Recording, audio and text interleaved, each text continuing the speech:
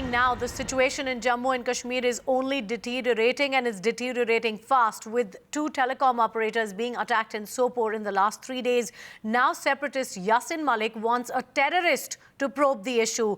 Malik said that the head of the Hizbul Mujahideen, Sayyid Salahuddin, must constitute a committee for inquiry of this matter. There are two guns. One is a state gun and another is a militant gun. Both have disowned it. Both have condemned it in a very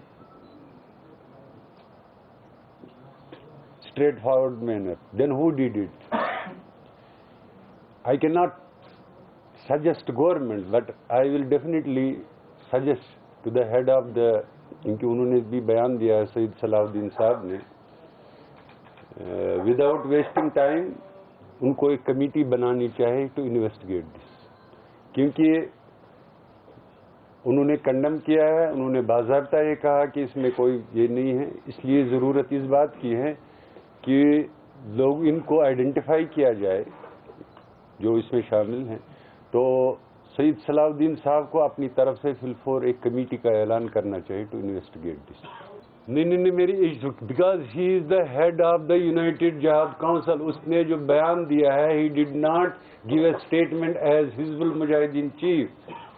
जो मैंने paper में उसका बयान पढ़ा, वो बयान उसने दिया है as the head of the United Jihad council.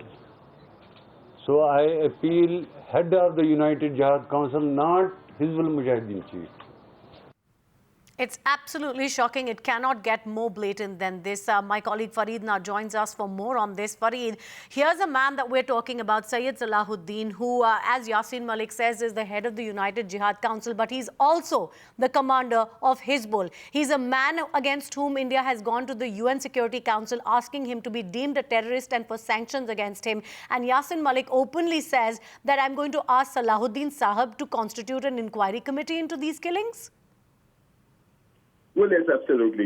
It is shocking, and one, of course, is provoking and at the same time legitimizing a militant commander. And of course, we know that in the last 10 to 15 days, a lot has happened in the Sopore area where these telecommunication providers are feeling the heat, threats after the other. Yes. And now we're seeing people are getting killed. Now, it was in this context, and rather than really appealing the state government, of course, who has the within the security agencies, he calls upon the militant commander. Of course, the police agencies and the security agencies tell us that it is the militants who... Okay, well, you know, Fareed, you're just going to have to hold on with us because we have got the BJP's Khalid Jahangir with us on the phone. Mr. Jahangir, you know, this kind of blatant and open treachery continues in Kashmir. We now have Yasin Malik saying he's going to request Salahuddin Sahab to look into the killings and the, you know, the threats that are being given to the telecom operators. How can something like this be allowed? Sayyid Salahuddin is a terrorist. Actually, these separatist leaders and their followers are become irrelevant by day.